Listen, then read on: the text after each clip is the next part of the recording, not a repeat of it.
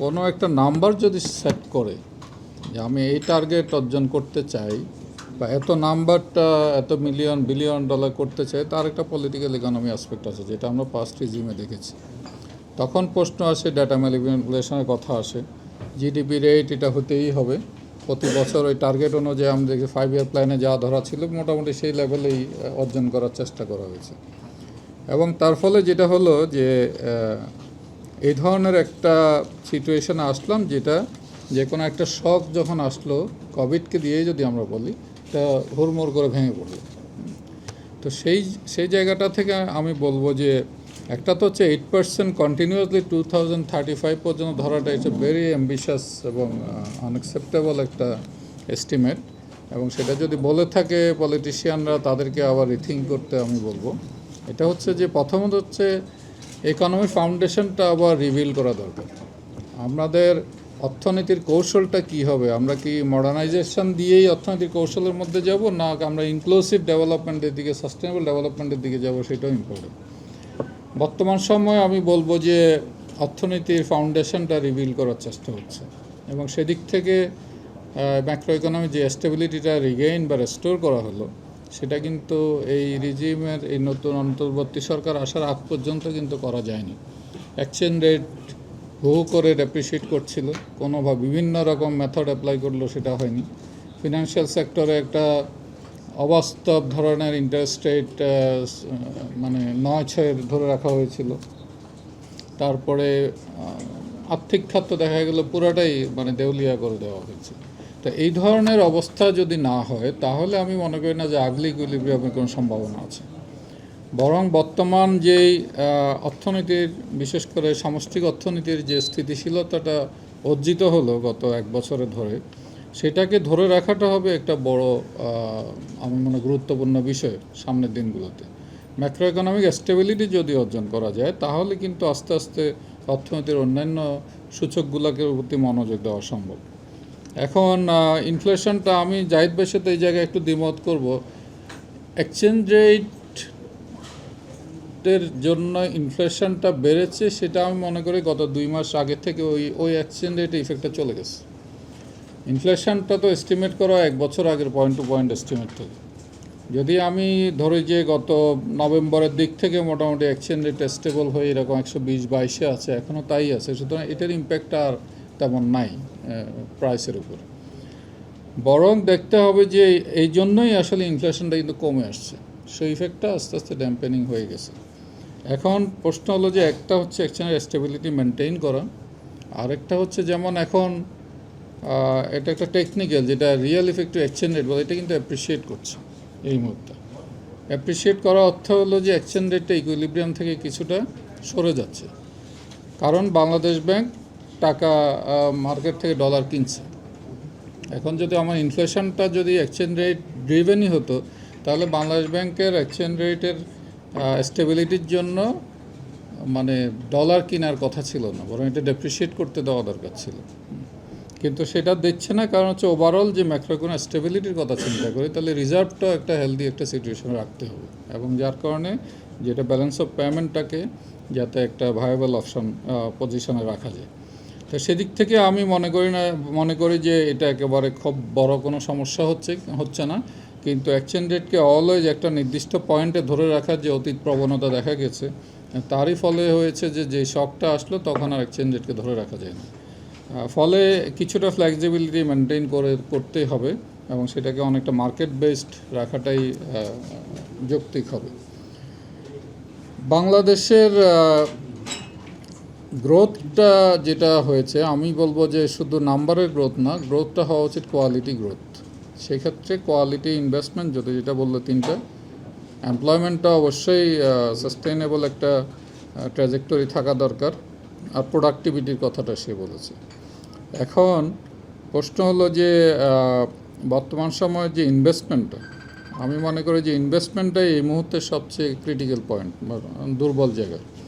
এবং ইনভেস্টমেন্ট না হওয়ার পিছনে আমি মনে করি না যে একটা ফ্যাক্টর বা 2টা ফ্যাক্টর জড়িত, এখানে it's a kind of ecosystem ইকোনমির জড়িত। আপনি যদি ইন্টারেস্ট রেটের কথাই শুধু বলেন, ইন্টারেস্ট রেটই একমাত্র ডিটারমাইনিং ফ্যাক্টর না বাংলাদেশে, যেটাতে ইনভেস্টমেন্ট কম হয়। ট্রু যে বর্তমানে প্রাইভেট সেক্টর ক্রেডিট গ্রোথ মানে হিস্টোরিক্যালি লো লেভেলে আছে অনেকটা 6.5%-এর মতো। এখন প্রাইভেট সেক্টর ক্রেডিটটা আগে যখন 10-12% ছিল তখন নন পারফর্মিং লোনও ছিল অনেক হাই। আমি ক্রেডিট নিলাম কিন্তু সেই টাকাটা ইনভেস্টমেন্টে খরচ না করে পাচার করে দিলাম বা অন্য কোনো কাজে লাগালাম, তাহলে সেই গ্রোথটা প্রাইভেট সেক্টর ক্রেডিট 12% দেখালেই যে ওই গ্রোথ মানে ইনভেস্টমেন্টটা ওখান থেকে এসেছে এটা বলার কোনো কারণ নেই। 6.5% দিয়েও যদি একটা রিজনেবল ইনভেস্টমেন্ট অর্জন করা যায়, সেই জায়গাটাতে দেখা দরকার যে আসলে যেই ক্রেডিটটা নেওয়া হচ্ছে সেটা আসলে ইনভেস্টমেন্টে যাচ্ছে কিনা পার্টিকুলার। এখন আমরা যতটুকু জানি নতুন ইনভেস্টমেন্ট খুব তেমন হচ্ছেই না, এটা মোস্টলি রিইনভেস্টমেন্ট হচ্ছে। যেসব জায়গায় ইনভেস্টমেন্টগুলো চলছিল সেগুলো কন্টিনিউ হচ্ছে।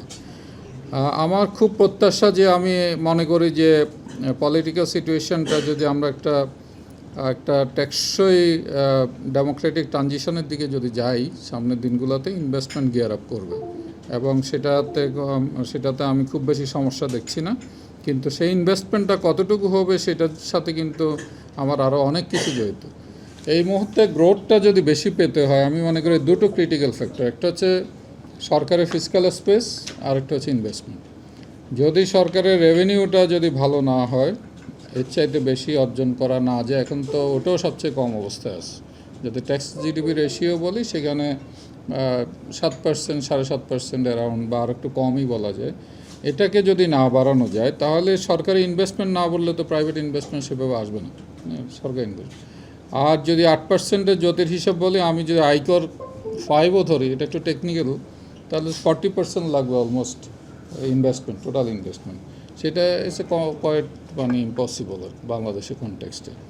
তো এবং সেদিক থেকে টার্গেটটা সেট না করে আমি মনে করি যে ইকোনমির যেই ধরনের সংস্কারগুলো করা দরকার, যে সময় বেসিক প্রিন্সিপালগুলো মেনটেন করা, সেগুলো যেন প্রপারলি মেনটেন হয়, তাহলে অটোমেটিক্যালি গ্রোথ কিন্তু আসতে থাকবে। আমরা যদি ফিনান্সিয়াল মার্কেটটাকে যদি ঠিক করতে পারি, এখানে অনেকগুলো ব্যাংকের খারাপ অবস্থা আছে, তাদেরকে যদি ফিরিয়ে আনতে পারি ট্র্যাকে, আমরা যদি ইনফ্লেশনটাকে মোটামুটি রিজনেবল একটা লেভেলে রাখতে পারি, আমি মনে করি 7% অ্যারাউন্ড যদি ইনফ্লেশন থাকে, সেটা খুব বেশি যে খারাপ অবস্থা বাংলাদেশের জন্য তা না, কমতে পারলে আরও ভালো। তারপরে আমরা ইনভেস্টমেন্টটা যদি আরেকটু বেশি হতে থাকে, প্রায় অ্যারাউন্ড, আমরা তো জানি না, এখন কথা হলো যে শুধু private sector credit is not the only indicator of investment. আমি দেখছি গত 6 মাস 1 বছরের ইন্ডাস্ট্রিয়াল প্রোডাকশনের ইন্ডেক্সও বাড়ছে আস্তে আস্তে। ইলেকট্রিসিটি ইউজেস পার্টিকুলারলি আমরা যে মান্থলি ইকোনমি আপডেট বের করে জিইডি থেকে, আপনারাও জানেন, সেখানে দেখা যাচ্ছে ইলেকট্রিসিটি ইউজেসটাও ইন্ডাস্ট্রিয়াল সেক্টরে বেড়েছে। তো ইনভেস্টমেন্ট যে একদম হচ্ছে না এটা বলা যাবে না, ইনভেস্টমেন্ট হচ্ছে, কিন্তু সেটা হয়তো এক্সপেক্টেড লেভেলে হচ্ছে না, সেটা একটা ভঙ্গুর অবস্থা থেকে হঠাৎ করে 1 বছরের মধ্যে এটা বাড়ে যাবে, এটাও আশা করা ঠিক না। কিন্তু আমরা সামনের দিনগুলোকে আশা করতে পারি যে ম্যাক্রো ইকোনমিক স্টেবিলিটি যদি ধরে রাখা যায় তাহলে ইনভেস্টমেন্ট বাড়বে এবং অ্যাট দ্য সেম টাইম গ্রোথও আগের চাইতে আরেকটু হয়তো বাড়তে থাকবে। কিন্তু আমার কাছে সবচেয়ে ওরিং সাইড মনে হয় ফিসক্যাল স্পেস। মানে এটা এমন যে রাজস্ব আদায়টা হঠাৎ করে বাড়ার আমি খুব বেশি সম্ভাবনা দেখছি না। যে ধরনের রিফর্মসের কথা বলা হচ্ছে তার যাতে কতটুকু উপকৃত হওয়া যাবে সেটাও খুব বেশি আমি ভাবতে পারছি না। তার একটা কারণ হচ্ছে যে এই মুহূর্তে রিফর্ম বলতে এনবিআরের যে কাজকর্ম চলছে, একটা ডিজিটালাইজেশনের একটা প্রক্রিয়া চলছে, এবং সেই ডিজিটালাইজেশনই একমাত্র মানে রাজস্ব বৃদ্ধির আমি মনে করি না প্যানাসিয়া বলে সব রোগের ওষুধ আমি মনে করি না। ডিজিটালাইজেশনের লিমিটেশনস আছে এবং সেটা দিয়ে কতটুকু, এখানে যদি কাঠামোগত সংস্কার না হয়, ইনসেন্টিভ স্ট্রাকচারে যদি মানে রিফর্মস না হয়, তাহলে ফিসক্যাল স্পেসটা বাড়ানোটা খুব ডিফিকাল্ট হবে বলে মনে হয়। এবং সেটা যদি না বাড়ে তাহলে আমাদের যে বর্তমানে যে বাজেট স্ট্রাকচার, এটা এই বছর তো মানে 10-11% অফ জিডিপি, যেটা হয়তো 15-16-17 হয়, এটা অন্তত 20% যদি না নেওয়া যায় বাজেটের আকার যে জিডিপির তুলনায়, তাহলে কিন্তু ডেভেলপমেন্টের যে এক্সপেন্ডিচার সেটা কিন্তু খুব বেশি বাড়বে বলে আমার মনে হয় না।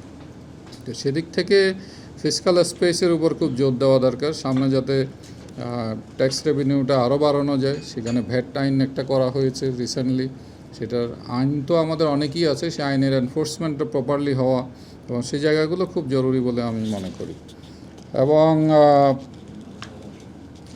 আর যেটা হচ্ছে যে প্রোডাক্টিভিটির কথাটা এসেছে, এটা খুবই গুরুত্বপূর্ণ। আজকে আমরা একটা সেমিনার আয়োজন করেছিলাম যে ডেমোগ্রাফিক শিফট এর উপর। সেখানে দেখা যাচ্ছে যে বাংলাদেশের যে ফার্স্ট ডেমোগ্রাফিক ডিভিডেন্ড, যেটা শুধুমাত্র এমপ্লয়মেন্ট রিলেটেড আসপেক্ট, সেটা তো খুব বেশি অর্জন করা যায়নি। সাউথ এশিয়া বা কম্পারেটর কান্ট্রিগুলোর চাইতে আমাদের অবস্থান খারাপ। কিন্তু সেকেন্ড ডেমোগ্রাফিক ডিভিডেন্ড, যেটাকে বলে প্রোডাক্টিভিটি শিফট, সেইখানে আমরা পিছিয়েও আছি এবং সেভাবে এগোতে পারছি না। তো এখন যদি প্রোডাক্টিভিটি যদি বাড়াতে হয়, তাহলে আমার মনে হয় এখানে স্কিল ডেভেলপমেন্ট, তারপরে সেখানে নতুন নতুন যে ধরনের টেকনোলজিক্যাল ইনোভেশন, সেগুলোর যদি মনোযোগ না দেওয়া হয়, তাহলে কিন্তু ওভারঅল গ্রোথও কিন্তু আগাবে না। তো এই যে ইকোনমির একটা রিস্ট্রাকচারিং দরকার, রিস্ট্রাটাইজিং দরকার, আমি মনে করি যে সেটা খুবই গুরুত্বপূর্ণ সামনের দিনগুলোতে। আমরা যদি এই খুবই গুণগত মানসম্পন্ন গ্রোথ দেখতে চাই, যে গ্রোথ সবাইকে, যেটা জাহিদভাবে বললে অন্তর্ভুক্তিমূলক হবে, সেই ক্ষেত্রে এটা যে 8% 9% হতে হবে এমন কথা না। ইকোনমি যদি খুব মোর অফ এ সাস্টেইনেবল এবং ইনক্লুসিভ হয়, তাহলে গ্রোথ যদি ধীরে ধীরে বাড়তে থাকে, তাহলে সামনের দিনগুলোতে সেটা আরও টেকসই গ্রোথে যাবে এবং তাতে অর্জিত হলে বরং পভার্টি কমবে, এমপ্লয়মেন্ট বাড়বে এবং অ্যাট দ্য সেম টাইম ইনভেস্টমেন্টও বাড়বে। আর ইনভেস্টমেন্টের জন্য মানে আমি ওই লাস্টে যে আপনাদের এখানকার ইয়েটা হলো, সামিটটা হলো, ওখানে বলছি ইনভেস্টমেন্টও শুধুমাত্র যে আমি সাপ্লাই সাইড দেখলে হবে না, আমার ডিমান্ড সাইড থেকেও দেখতে হবে। মানে ইনভেস্টরকে যে আমি ইনভাইট করবো, সে কোথায় ইনভেস্ট করবে, আমার কোন কোন সেক্টর আছে খুব ভায়াবল, যেখানে ইনভেস্টর আছে ইনভেস্ট করবে, সেই জায়গাটা আইডেন্টিফাই করা দরকার। আমার যে এসএমই আছে, তারা মোস্টলি হচ্ছে সার্ভিস সেক্টর আর ট্রেডিং সেক্টর, এই ছোটোখাটো দোকান, ছোটোখাটো সেবামূলক প্রতিষ্ঠান, ম্যানুফ্যাকচারিং খুবই কম। তো আমার ম্যানুফ্যাকচারিং খুবই কম হওয়ার কারণ হচ্ছে ওয়ার্ল্ড ওয়াইড এসএমইগুলো সাধারণত ব্যাকওয়ার্ড লিঙ্কেজ বা ফরওয়ার্ড লিঙ্কেজ হিসেবে কাজ করে বড় ফার্মগুলো। তো বড় ফার্মই তো আমাদের সেভাবে ডেভেলপ করেনি, তাহলে সে কীভাবে এসএমই ডেভেলপ করবে?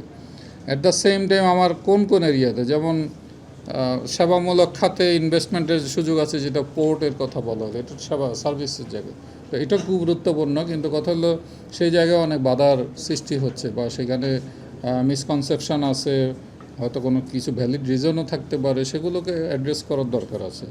সুতরাং আমাদের ট্রেড ফ্যাসিলিটেশন যেমন বাড়াতে হবে, সেখানে যত এফিসিয়েন্সি গেইন করার দরকার আছে, at the same time fiscal space কীভাবে ডেভেলপ করা যায়, সেখানে কীভাবে আরও কাজ করা যায়, আর লোকজনে আরও বেশি ট্যাক্স দিবে, সেই একটা অপরচুনিটি তৈরি করা, এবং যারা ট্যাক্স কালেক্ট করে তাদেরকে যাতে গুড গভর্নেন্সের আওতায় আনা যায়, ইনসেন্টিভ স্ট্রাকচারকে রিডিজাইন করা যায়, এগুলো আমার মনে হয় সামনের দিনগুলোতে খুব গুরুত্বপূর্ণ বিষয়।